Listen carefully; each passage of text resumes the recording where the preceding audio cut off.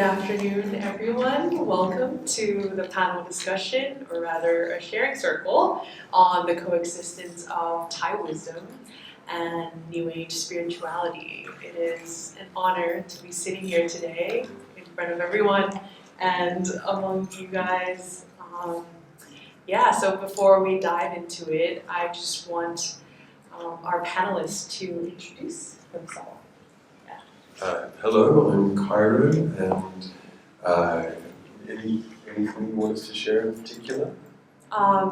Maybe we can start off with a few sentences on what is your relationship to Buddhism and New Age spirituality has been in this journey that you're on. Okay, so I was born to hippies in the 1970s, and therefore have kind of been around the milieu of what people might call New Age spirituality for 44 years now, and inside of my own spiritual adventures, of which my arm is kind of some kind of testament, that you won't be able to see it, but it's basically got 9 different traditions on that arm, which is to say that I've journeyed to varying degrees of depth with a whole range of different spiritualities, but of those, the one that rings most true for me in terms of the way that I perceive reality tends to be Buddhism. And over to you, Long P. Okay. You can call me Long Pi Arm, or my name is Monk Kaipich Sajatiko. I was born in 1989, and I'm born in the family in Thailand that have a strong belief in Buddhism. My mom really believed in Buddhism, and by the way, it helped me up that for me to not to do the bad things. And by the way, I'm not the great in Buddhism while I was a kid, and I have a chance to ordain after I'm graduated from computer engineering while I was 21. At the time, I did not think that I will be ordained so long. I just want to ordain to be a monk for only 3 months. But since I was a kid, I still have a questions about the success. Because for me, I'm just being Olympic in informatics, that's the Olympic student in Thailand, in about computer, about programming. That's why I just got to pass an exam and can enroll into Longkorn University before I'm graduate. But why I can still in the university that I want to is not fulfilled inside of my heart. I still have a question is, what is the real happiness? Even though I have many success since I was a kid, since I was undergraduate, since I still a student, I still have a question is, what can fulfill my heart? And by the way, my dad already died since I was around 12, and my granddad died around 20. And the Thai tradition is you need to ordain to get the merit to bring to the people who got to be the afterlife. So that's why I'm ordained, and I want to know that what the Buddhism and what is the real teaching of the Lord Buddha. And that I'm ordained until now is around 12 years right now. And for me, I found something inside, and right now I'm working on the field of helping people, especially in around students that in the college student that are helping them to get to know their emotion, about emotion intelligence. Yeah, that's me. That's all. Thanks. Okay. Hello. Hello, I'm Marissa Granville. I was born in San Diego, California, and I grew up on the ocean, so I always felt the energy of the ocean. It's very powerful. We literally lived on the edge of a cliff. And I knew there was something there that was more than this life. So I was always interested in knowing. And then my mother, who's back here, she started a company, a silk company in Thailand when I was 12 and brought me here. And I saw the Buddha for the first time. First time, 12 years old, this huge gold Buddha and all these Thai people praying and so beautiful and peaceful. And I said, he knows. He knows the answer, something. When we got back from that trip, my father passed away. I was 12. Yeah. And so of course I had an existential kind of crisis. I just got boobs and a period, you're a teenager. And so I dove down yoga, Hinduism, every religion, books, reading. Finally I graduated high school and I went straight to Asia to study. Mom was in Thailand a lot at that time anyway. And I studied Buddhism. I studied comparative religion. I lived in temples in Japan, in Thailand, in China, in Taiwan, and I wrote a thesis on comparative meditation technique. So that's the Buddhist side. I'm Buddhist. I still practice today and teach. And the New Age side is that I also studied Qigong and yoga, and through studying traditional Qigong in China, but I came to come up with a system that I call Yoji, which is a very New Age system, but it's not so New Age. So we can talk more about this. And then the last thing we can bring in is the Spirit House tradition, because at the same time I was so fascinated by the Spirit Houses in Thailand, and the animism and the Hinduism and the mythology. So I feel this plays a big role in also the New Age culture. So I know a lot about spirit houses. That's another topic. But I'll pass the mic and we can continue. Thank you. Thanks, Marissa. Thanks, everyone. I'm even more honored now hearing all of your stories, being Bangkok and Buddhist, born and raised in Bangkok, in this tradition, and to be here and seeing all these different cultures that I was exposed to throughout my life. So I was born and raised in a Theravada Buddhist household as well, but I do not sound very Thai right now because I was exposed to a lot of Western culture as well. And while I'm extremely grateful to have grown up in the Buddhist culture, understanding meditation since I was really young and being taught Buddhist wisdom, it was very complex for a young girl to grasp the concept of Buddhism and its complexity of life and death. And even until today, it's still very abstract and complex to adults as well. And I'm definitely still on that journey. But it was New Age spirituality, actually, that helped me find my way back to Buddhism, to my Buddhist roots, through the inner child work, through the shadow work, and discovering who I am, who my authentic self is, which is ironic because in Buddhism I was taught to detach myself from the self, right? Detach myself from my identity. Yet this journey of discovering myself helped me connect back to Buddhism, its teaching and the practices. Yeah. So my question is to throw back at anyone who'd like to take it. Is it important for us to have an identity? You guys have all shared your story, and I believe that they've all been important parts of your journey and who you are and the things that you share with others as well. Yeah. Who would like to take this question?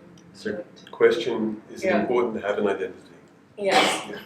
I'll kick off. Okay. So, yes and no.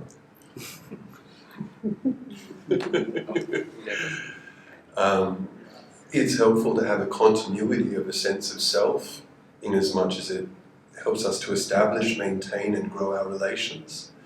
It helps us to have various needs met, I believe, such as belonging. It helps us to have a sense of common understanding, and yet the very thing that can create a freedom and understanding in our relations can also act like a prison. Yeah. So we look at the id entity, this thing which is seeking to keep itself in various ways the same as it was before, and everything has changed. And so if we are in the grip of something which is insisting that I am a continuity, well, then in a sense we are closing ourselves down to the reality of we are in fact awareness in which all things that appear are an apparition, everything is creating everything else, and any sense of an independent identity is to a significant degree an illusion, something that we are grasping onto. It can also be a hell of a lot of fun to have identity. So it's not just those things of understanding, etc. It's also that we can laugh at things together. We can, go on adventures of the mind and of the spirit through our shared identities. So I want to say on the one hand, to my awareness or consciousness, it's a fiction. To the human experience, it's a very significant reality. Yeah. How about you, Lumpi? You are an influencer, but also a monk. How do you make sense of this concept of non-attachment and having a presence online? In fact, before answer that question, in fact, all of us have an identity, even though we don't want to. We already have an identity that we gave birth, where we are, what race are we, and to know our identity well is to mean you can be not attached about it. Mm-hmm. You can't deny yourself. By the way, when you accept yourself, you is not different from the other. It's the concept of identity is the thing that you need just to know, to have an aware to yourself, not to be that you are not different with the other within the core of mind. Mm-hmm. We are not different. It's how you say, it's just an external thing that we see each other, and when we know that what we are looking into the each other, when the external thing may be different, but inside we are the same. It means that when you know what your identity are, it means that you know it to be aware of it. It's not to know it to be attached of it. So when you talk about non-attachment, it's not about you deny out the thing that everything in yourself, deny out everything. It's about to accept everything as the same. But before you can accept, you need to know who you are first. That you know what you are attached to first. If you didn't know that what you are attached to, you cannot release it. Yes. And you cannot express the love and kindness to the other. Yeah. And for me, then right now I'm trying to done the thing in social media. It's not about done for me to be famous. The real question is about why I'm doing it. It's not about what I'm doing it. If I'm doing it because I want to be famous, because I want to be more well known, I think that is the wrong way, because I'm trying to attach more in my identity. But if you've done something because you want to spread the love forward or spread the great thing forward, it's okay, and you need to remind yourself that what you are doing, that you didn't get into the delusion and lose yourself to be strict with something. That's just like a famous, just like I think that the viewer that view on your video or something like that. Because we did for me as a monk, I didn't done it as a job. I done it as a thing that I can help the other, just like that.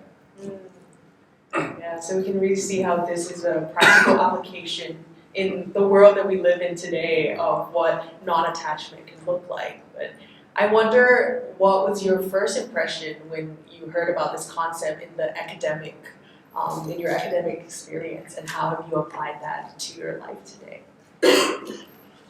Well, in the academic experience, it's a lot of mind, right? So, of course, I was thinking of non-attachment, non-self in the literal sense of there's no self, it's just an aggregate of parts, as Buddhist texts say. But as Lumpi said, it's being aware of the self that exists.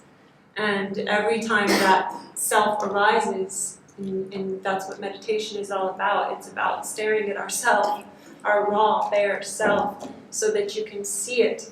And when it arises, the light of awareness sees it. And then it has less grasp over your decisions, over your intentions, over your life. So it took practice to balance the academic aspect, if that's the answer to your question. Yeah, took the practice. What were the practices that you were able to cultivate? In the Buddhist tradition, Vipassana was a big one. So Vipassana meditation, it's insight meditation, and then we did Zen. Zen Chan Buddhism is really just empty mind. And Pure Land in China is a lot of devotion, which brings in the heart aspect. So bringing up the compassion. You've seen Guan Yin, the Bodhisattva of compassion. She's very Chinese Bodhisattva. It's Tibet also, but popular in China. And this intention that you speak of coming from a virtuous state of love and loving kindness and goodness, they cultivate these states, these virtuous states of the Brahma Viharas of compassion, so that it infuses their whole life and their intentions. So that's how they do it in China. Yeah. Thank you.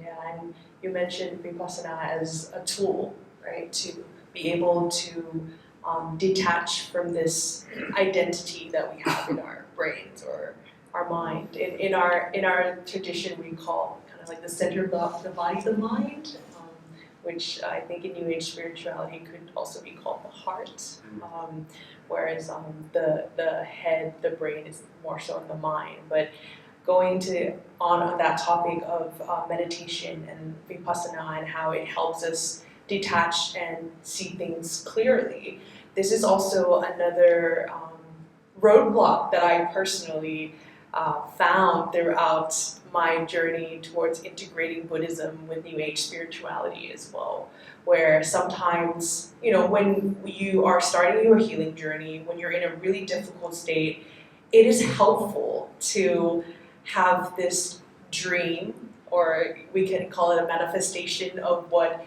we want our lives to look like, of how we envision who we should become.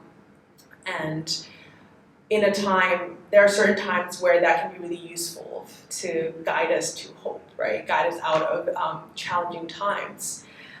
But on the other side of the teachings from Buddhism is neutrality, and how seeing reality neutrally is a really core part of meditation in Buddhism.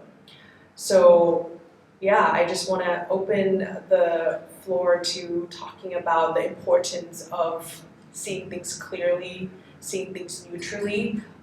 How do we see things clearly and neutrally and ground ourselves in reality while still having this hope to strive for something better, something beyond what we have today?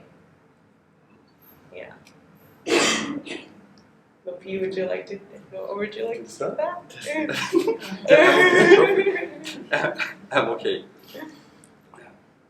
When you talk about practicing meditation or try to see the thing, when you talk about try to see the thing clearly, we will talk about meditation. Sometimes we call about meditation. But for me, when I talk about meditation, you need to know the essence of it. And sometimes people think that meditation is about to calm your mind. Yes, it's true, but more than that, it makes your mind have a powerful, because the knowledge cannot change the thing inside yourself. Many times you know that you shouldn't be angry. Many times you know that you shouldn't be shout at your mom, at your dad, at your kids, at your partner. But many times you can't stop yourself.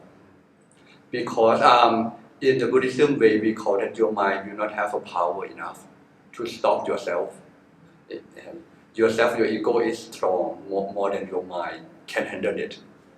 So the meditation is about to make your mind calm and be neutral, to see the thing as it is, to be still and know. And there will be something inside yourself that grew up. For the Lord Buddha say that when you want to be the real and the real happiness inside, it's not about to be happy from the external factor. It's about that whatever external factor be, you can be calm inside. Is that about the Lao Buddhism way? So when you can calm inside, and by the way, you done the cause, and let's see the effect of it. Many times we are focusing about the result of the thing we done. We do not focus the thing that what we done today. For the Lord Buddha told that when you want to go to the nirvana, it's not about that your mind at the nirvana. It's about your mind at today to done the cause of it, and let the thing happen and see what thing that happened and learn from it and done it better.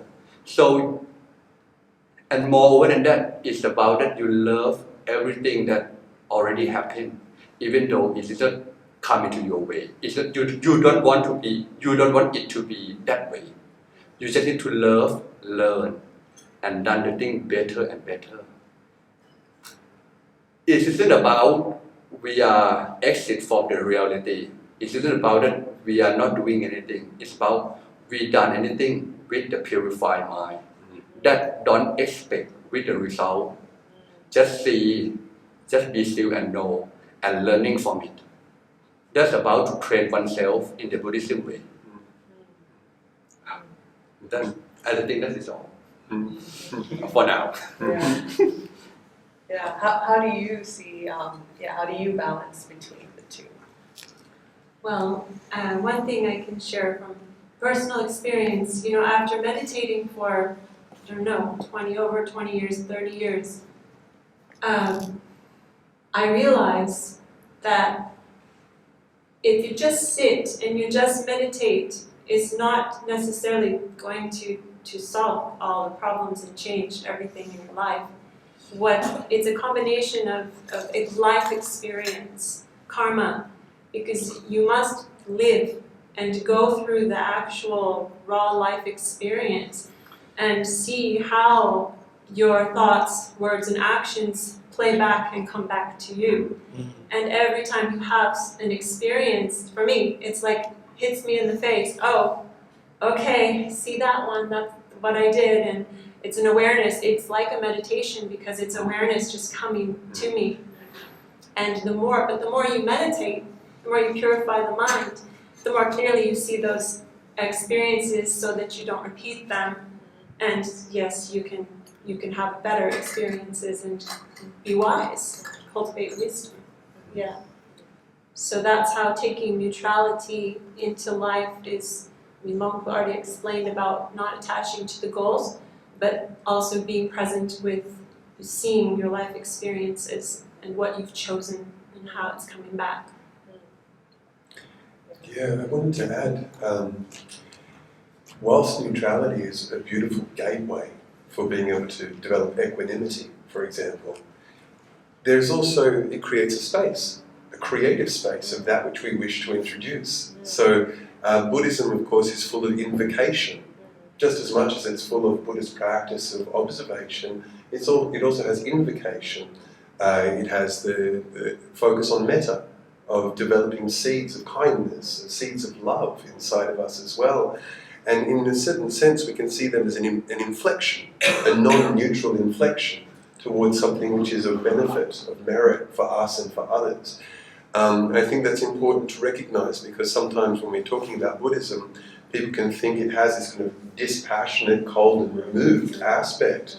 And yet at the same time, we can actually see inside of Buddhist teachings, there's very much a focus on clearing consciousness to then plant the seeds which are going to be of benefit for ourselves and other beings. Yeah. Beautifully said. Thank you for segueing to my next topic for me, Kyra. But before, we're going to talk about compassion. But before that, I just want to ask you a follow-up question on, do you think seeing things neutrally is something that we practice in New Age spirituality? And the term New Age spirituality is really problematic. There's as many different definitions as there are people in the room, I think. And that's to say that some people believe very much in things which are, there's a spectrum from astrology, where there is prescriptive elements, and we work with those different kinds of designs to be able to see what's going on, through to things which are very on the rational spectrum, self-inquiry based, even things which are inside of the therapeutic realm come into this domain, as you started to allude to in your own experience of New Age spirituality, which is my way of saying yes and no. New Ageism has been accused of being a highly narcissistic area as well, where people are focused very much on me, my healing journey, my suffering, my pain, my betterment, my results, etc. And we see this, that's playing out on Instagram, each and every day in various kinds of ways. And so, yes and no, Yeah. And that's a really great point on, ultimately everything that we're talking about, the yes and the no to every question, is for us to find our own middle way, find our own balance to that, right? And the other side of the spectrum, the opposite from the more like narcissistic way of kind of healing and focusing on the self, there is another spectrum on the other end that is something that I am also kind of grappling with, which is rooted in growing up understanding compassion as this act of making sacrifices. And as someone who's an activist and an advocate and have dedicated my life to advocating for mental health, and it pains me to say this because I founded a workplace well-being company, but I'm still trying to find the balance between my purpose and having compassion for myself. And growing up in Thai culture as well, where respecting others and this culture of giving is so beautiful, but sometimes we tend to give to others more than ourselves. So I just want to discuss about how you all find the balance between having compassion for yourself and giving service to others, because what we're doing is important. I was reading a report on WHO how they said suicide is the leading cause for death in youth. And mental health is not being prioritized in the world compared to everything else that is talked about in the mainstream. So I believe that all of us have dedicated our lives in advocating for mental health and well-being. And how do you all find the balance in doing that while still having compassion for yourself and prioritizing your own work as well?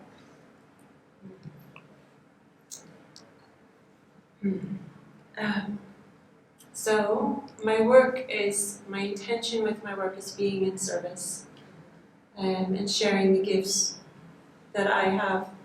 And I think one of the keys to maintaining a healthy, compassionate state is non-judgment. Non-judgment of myself and non-judgment of others.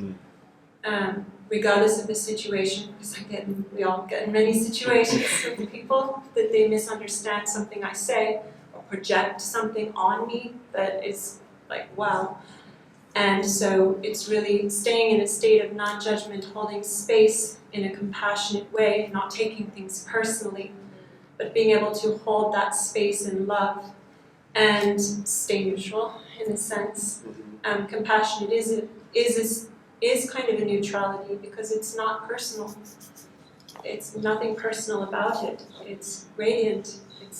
It's transcendent. And yes, so, and then applying that towards myself as well. So not picking on myself and doing compassion meditations and for myself. Yeah. So P, would you say non-judgment is the antidote to not having compassion for oneself? Okay, before going to that, I want to know, I want to talk about the act of service. When you service a people, what does it mean to you and what does it mean to the other? And what is the love for oneself is meaning. For some people, love for oneself is mean you done the great things for your life, that's all. Love for yourself is mean that you are done the great thing, you heal yourself, that's all. But for me, when you expand your mind, all the people in this room is already crossed the path with your life. And they are also in your life, already in your life right now. Everybody in this room already in your life.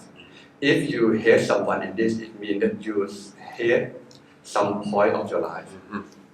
So the act of service isn't about loving the other, or maybe you can call it loving the other, but it already a love for yourself and love the other is the same. Because we are all in each other's life all the time. It's not the thing that personal in this life. Or the thing, even though you are in your house, your sound still connect to the house next to you. There are nothing that personal for me. Every people that cause the part of your life are being in your life. Or you can call that if you hate something in the past, you are hate yourself right now too. Or if you hate someone in your life, it means that you hate yourself too. So to the act of service that you serve it to the other is necessarily is about the point of view that what and why you do that act of service. You do because you want to be someone, you do because you decide, or you do it because you are already full of love with yourself and the other. It depends on why, not on what. And when you can define your why, you need to meditate and remind yourself. It's necessary to remind in this point of view because it's really easier to be yourself, to have an ego, to only focus on me, I, my, me again. And it's not easy, it's not that easy, so that you need to remind yourself and need to climb down with meditation. For me, I'm still in a part of that. That to be the mind of neutrality.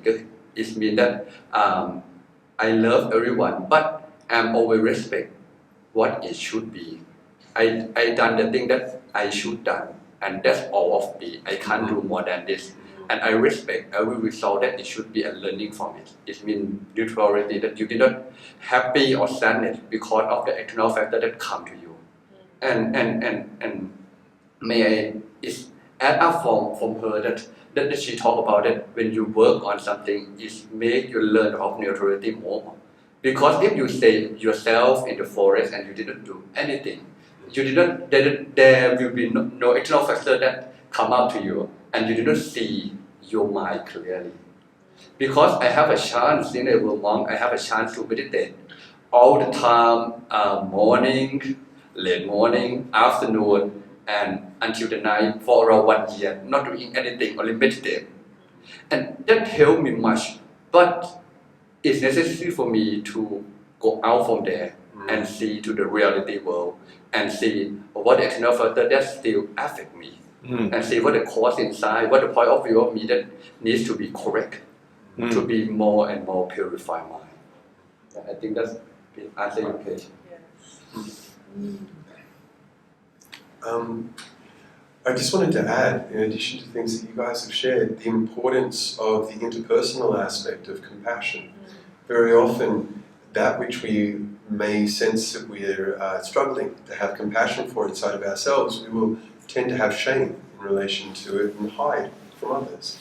And I had this wonderful experience when I was 21, and I did a sweat lodge for my first time, Native American Indian ceremony. And I was in a circle of men, and something inside of me went, it's safe here. I can let down the mask, and the fear that I carried with me, the anxiety that I carried with me, the sadness that I carried with me, kind of like a strange champagne burst out of me. And on the other side of this ceremony, I had man after man come up to me and say, thank you. You know, you cried my heart out. And there's this thing of sharing that which I struggle with inside of myself with others with a sense of transparency that then can allow in the potential acceptance and compassion of others for me to have great compassion for myself. I've been together with my wife for 16 years and she has turned the light of acceptance and compassion towards me many times before I've been able to do that for myself. And one of the things I will say about this hodgepodge New Age interspiritual kind of thing that we have going on in the Western world is that we've lost also inside of that some of the practices. We were talking before about confession. Yeah, and confession is like maybe they've got the guts to go to a counselor or to do some kind of therapy, and then there is a form of confession that can take place inside of that. But that is an integral kind of tool that we can have to divulge ourselves, to go, I have compassion for myself to the degree that I will share myself, and then in the light of potential acceptance of others, have that land in another kind of way.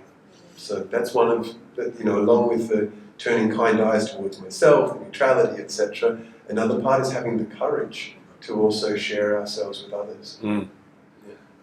Yeah, it's really beautiful because I think for a lot of us, when we start our healing journey or our self-discovery journey, we see it as this, I'm going to go up to the mountain and live by myself and lock myself in solitude and find myself, right? But in the end, we're all sitting here seeing the importance of a spiritual community and that connection. And the Buddha did always say that the spiritual path is 100%.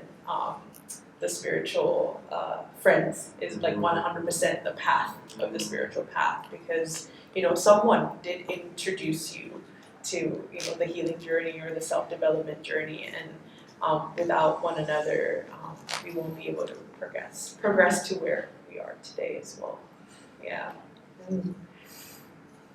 I have a feeling. Are you okay if we take Q&A? Do we have any questions? I see a few curious faces. Yes. Yes. Not the question, but when you were talking about being of service, I wanted to bring the fifth panel member, Anita Janis, is inspirational person in my life. She said something that was very meaningful to me in this sense. She said that if you are a servant, it depletes you. This mindset of being a servant and take care of your mother-in-law all the time because you have to. But being of service is very nourishing to you, and that was the big difference. And it was a light bulb. So I wanted to add that to the discussion. So being of service versus being a servant.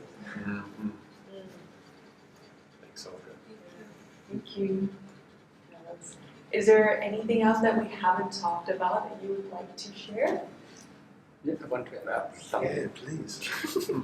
Please. In fact, for me, the confession is the thing that the Lord Buddha told that for the monk, that you need to confess to each other what the thing you have done or what the thing that you feel wrong about yourself. And is it the thing that you need to do every day? Because when we're not authentic to ourselves, we cannot see the reality. We cannot exit from the reality. And for me, I found it really helped me while I was ordained for 6 years, while I was still in around 27, it's around 6 or 7 years ago. Yes, I just know that at that time that I didn't love my mom at all. For my entire life, I just recognized that it doesn't mean that I didn't really love my mom, but it's in fact that I did not have a bond with them, or I did not have a bond in my life that I call mom in my aspect. I just know that this woman loved me and I love her, but I did not accept her as a mom because she did not accept as my aspect. So at that time when I confess it and I accept it, when you confess something, you can be authentic to yourself and you can accept yourself more and more. And when you accept yourself and because the meditation that I always practice help me to be still and until I know my mind, I know my pattern, I know what's the thing that drives me inside to want to be accepted. or sometimes to be dominate to dominate someone or to be servant for someone, because I did not done it because I love myself or love them. And the first of all, to be compassionate with the other is about to be compassionate with your life from the past until the present, or the thing that already happened to yourself is the thing that stood to you, and the thing that made you to be you today. If you deny it, it means you deny some part of yourself that you cannot be corrected. And there have many things from now to beyond that you will be not like it. And if you did not love or embrace it with the compassion, you cannot move on. Some of the kid inside yourself, some of the part inside yourself will be hatred yourself. So love and compassion for the Lord Buddha say it's about to embrace yourself. And before you can embrace, you need to be still and know what you did not embrace yourself. And that's why the meditation every day helps. Yeah, I want to add up for this because I heard about you that you find something when you confess, the thing that you're burdened inside. Yes, for me, I did not even know it's a blind spot of me. I did not even know that it's a burden inside me. And when I realize it, I know that I need to teaching this way of method to be easier to be accessed. So that's why right now I'm come up. I call the thing that I teaching is about the Buddhism psychology, because I'm combine the method that you can be accept and confess to yourself. It means that you can really love yourself and not running from it anymore. You cannot run or hide. Maybe it's easier to run or hide or be in other society to make yourself harm, but you cannot deny who you are. And to be accept yourself is the path to be selfless. That's all for me. To be honest. Because I heard your story and it remind me. Just building on this, in terms of acceptance, and it's coming back to something you said as well earlier in terms of we were talking about Sangha. Something that's interesting is more a reflection on what I'm going to call New Age or alternative spirituality. Very often there's some kind of agreement that we have of we will validate each other's identities and everyone will be okay. We won't challenge each other too much. We try and find what's the right words to use, what are the right clothes to wear, what are the things that will make us acceptable inside of this. And please excuse me if this is not your experience, but it can be in certain instances pseudo-community. What do I mean? It's community at the level of identity, but not necessarily community at the level of experience. And those are two very different things. An identity community is we are like-minded, we validate each other, and there can be the beautiful aspects to like-mindedness, especially if that like-mindedness involves strong truth. But there's also one of these things which I look towards you and go, you're part of a Sangha. And I think back for myself, until the age of 28, I'd had various communities that I was a part of, but it was only when I was 28 that I became part of this community called Warrior Being, based on teachings from Tamil Nadu. But we were a group and we met once a week and we had a retreat once a month and we did this for about 5 years together. And over these 5 years, I learned what everyone's breath sounded like. I got that level of interbeing, which is there. And that is not necessarily an easy thing for us to construct in our modern world. It literally takes time. And I think it's one of the things which is undervalued inside of alternative New Age spirituality is the patience that it can take both in our journey with ourselves, the patience that it can take in our journey with others, for us to be able to touch upon real depths of truth with each other, with ourselves. In our microwave culture, it can be so very, I want to go and do the 2 or 3 day retreat, or the very quick fix. And in my experience, it's a patient process. And that's part of the compassion as well as the patience. Oh, I'm still like that. All right. To be patient with to be patient with the other can be reflect to ourselves that what we are stuck into. If you can't be patient to the other, it means that there's something inside yourself that you need to learn from it. Yeah, for me, I think like that. I read a few years ago, patience is the only virtue because it's only in the absence of patience you need the others. Wow. Would you like to add something? Yeah, so I mean, we have like 5 minutes left, and I see this was such a beautiful conversation, and there's the key themes that I see was really this internal work that we're doing with ourselves. It's crucial that we do it in parallel with the external work, that we can be of service to others and the world, and we can only do that by having compassion. But first we must have compassion for ourselves, and share that with others. So before we end, let's do a little compassion and stillness meditation so that we can leave this room and put this into action as well. Yeah. So P, would you like to lead us in a short meditation? Okay. I love you. I'm loud because of, in fact, for me, I want to tell all of you that I rarely use English.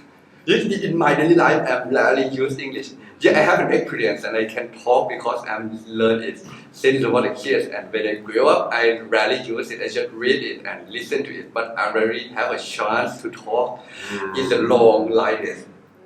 And so in deep down inside, I'm still have a little nervous. But I still have a little nervous that, okay, I cannot explain clearly what I'm thinking to all of you guys. But by the way, it's okay. I still love myself that I have a nervous. because the last thing before we meditate, because the thing that I learned from my mother is, I always hate when my mother expect me. And I told her why you didn't accept me as I am. And at that time, I know that I did not accept her as she are. As she are too. I did not accept my mom as she always expect to me. I tried to change her too. And at that time, I found what the love is. Because love is just love. It's nothing more than that. It's about you are embrace everything that she be and she not. Yeah, something like that. And she will be in the future. So right now, just we are taking a little time to be meditating. So right now, first of all, we need to relax ourselves.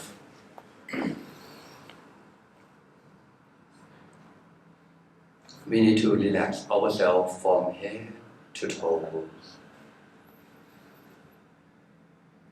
Recheck on every part of your body. The neck, the shoulder, your back, your leg, your foot. Relax as it can be right now.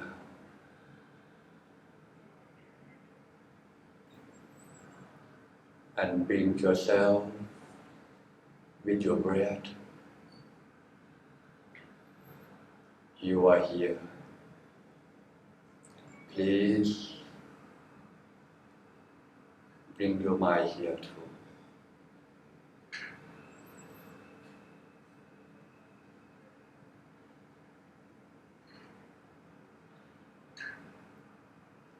Be with your breath. Inhale. Exhale. And feel it. Feel the breath that comes inside your body.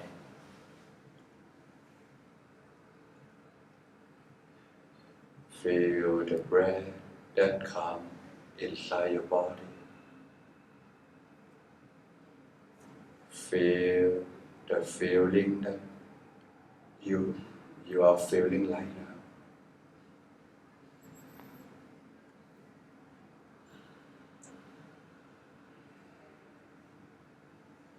When you be with your breath for a while, and your mind already calm, just not focus about the breath.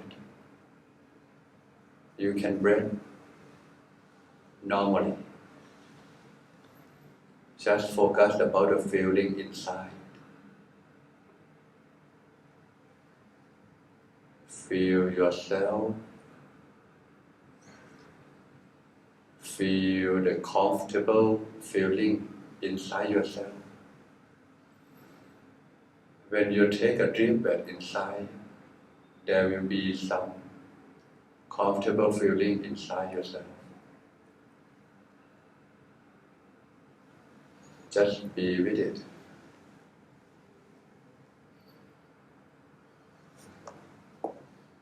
Just feel it.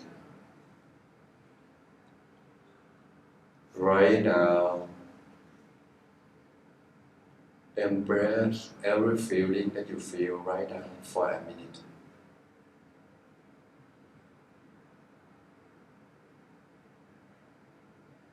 If there are some wandering thoughts that come to you, just be still and know that your mind are wandering. Don't need to punish yourself or pull your mind back so hard. Just be still and know that you are thinking right now and it's okay.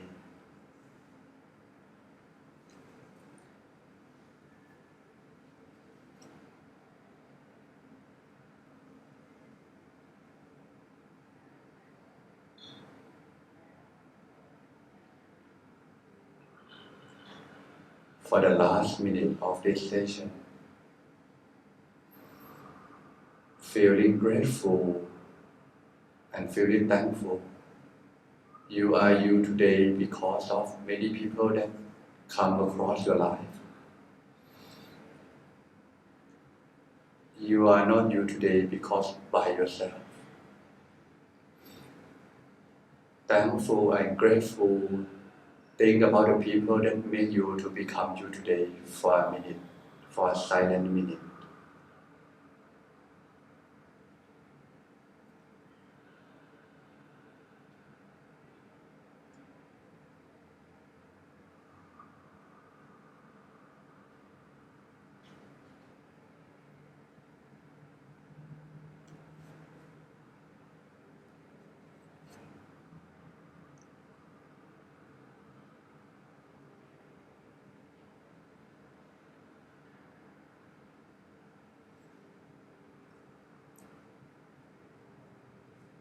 Just slowly open your eyes and smile to the guys next to you. Okay.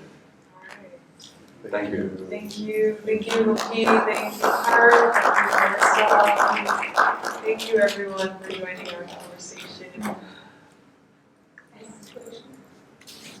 Do we need to set up?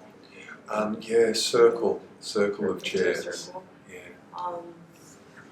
It's your workshop, right? Yes. So maybe we can do a question. Can we do a question? Do we have time? Yeah, or- we can do a question. Okay, one question. Okay. My questions, I have two questions. The first my question is, I grew up in the place that they don't have experience in meditation.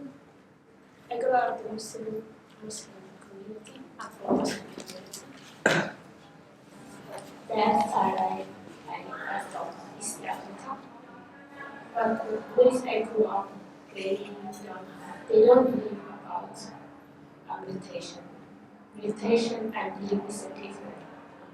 After many years, I learned from myself. I know something about that.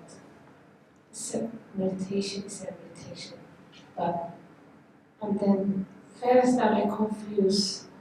As a place I grew up, the meditation we use as we pray as a meditation. Yes. How do we have that one? But we don't believe or we don't have experience or learn meditate or how to meditate. or how to learn how to meditate. And also we don't believe in mental health or that side. We as a society for me. And then after all, that place I born, I don't feel comfortable when I was the 1 year that place we don't feel. Place is helping me for. Because I remember what you said, I born California near the sea. For me, I born near the mountain, but I feel like that place is not like this. And when I was 17, I traveled there, and then I feel I born place not have something because I feel like, and then after one I travel 3 countries, I come here, I feel I can't breathe. And then I feel I come to place, that place is helping me for me. But still I don't have about experience meditation. But just I feel this country I can't breathe. But after that I find many things and I learn meditation to mix for my belief, for where I come from. What I learned when I was here, how to pray, how to connect the meditation I learned after now when I come here. But still, sometimes just to let you know, people are when I feel like when I feel something, I cannot catch up for my belief in problems. Yeah, what I learned now as a meditation to use what I feel like. Sometimes I offer feel I cannot catch up to mix or to catch up one time. Then my question is how easy is the way to meditate. My question is for thank you. Okay. Okay. For me, you can separate the thing about the belief and meditation. But by the way, you can pray as meditation. For me, when we cut out what the religion means, I just had a teacher called the Lord Buddha. You just had a teacher, or you just had a supreme teacher that you call maybe Allah or something like that. For me, I will answer in short thing is about even though we have a different teacher or different method, we are on the way of healing our mind. So the meditation is a method to healing your mind. It does not depend on the method, you just sit, you can pray. But the necessary thing is about where your mind should be placed. When you pray, you do not place your mind for asking for something. You just place your mind inside yourself to love yourself. That's all. It's all get along with meditate. I think that I'm not sure that I can answer it clearly in the short time, but I think that it can get along with everything that you've done in your religion. Just where to place your mind and where your mind should be. Thank you so much, everybody.